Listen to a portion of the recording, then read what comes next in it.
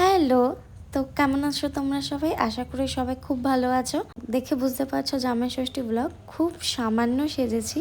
আর সাজার পরে দেখি বাইরেটা একদম মেঘলা করে ঝিরিঝিরি বৃষ্টি পড়ছে। তো ভাবলাম বৃষ্টিটা কমার পরেই যাব। তো এত জোরে নামলো যে আর কিছু করার রইলো না, গাড়ি বুক করতে হলো। এবার বৃষ্টিতে তো আর কোনো গাড়িও আসতে চাইছে না, তাই দুজনের জন্য এসইউভি বুক করা হলো। আর এতটা বৃষ্টি হয়েছে যে আমি একটা ভিডিও ক্লিপ নিয়েছি, সেটা দেখলে তোমরা বুঝতে পারবে। আর হ্যাঁ, তোমরা ভাবছো যে রোববার কেন, কারণ আমাদের জামাই ষষ্ঠীর নিয়ম নেই, তাই আমরা শুধু খাওয়া দাওয়াটুকুনি আর গিফট দেওয়া নেওয়াটা করি। তো যে কোনো দিন একটা করলেই হয়ে যায়। আর দেখতে পাচ্ছ আমার আগের গাড়িটা, সেটার চাকাটা কতটা ডুবে গেছে, সেটা দেখে তোমরা ভাবো যে হরিদেবপুর এলাকায় এতটা জল জমে গেছে। তো পৌঁছেই তো সবার ফার্স্টে ব্রেকফাস্ট, আর ব্রেকফাস্ট দেখেছেন আমাদের ছোট পাপা। লুসি দেবো একটু মুখে দেবো।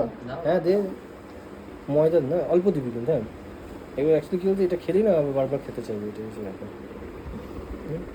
খাবে না, খাবে না।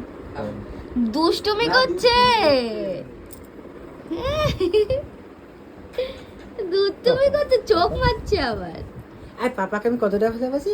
তো ব্রেকফাস্টের পর মা বললো ওদের এখনই একটু করে ফল দিয়ে দিই, কারণ তারপরে খেয়ে দিয়ে উঠে আর পেটে জায়গা থাকবে না।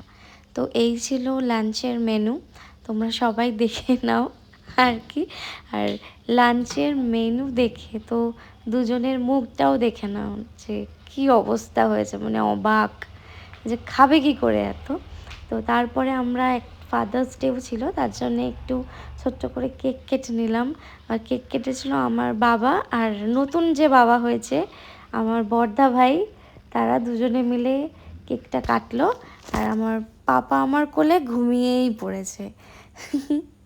ছোট্ট পাপাটা ঘুমিয়েই পড়েছে, তাই ওকে আমরা সেলিব্রেশনে রাখতে চেয়েছিলাম, তাই এখনও শুয়ে দিইনি, পরে গিয়ে শুয়ে দিয়েছিলাম।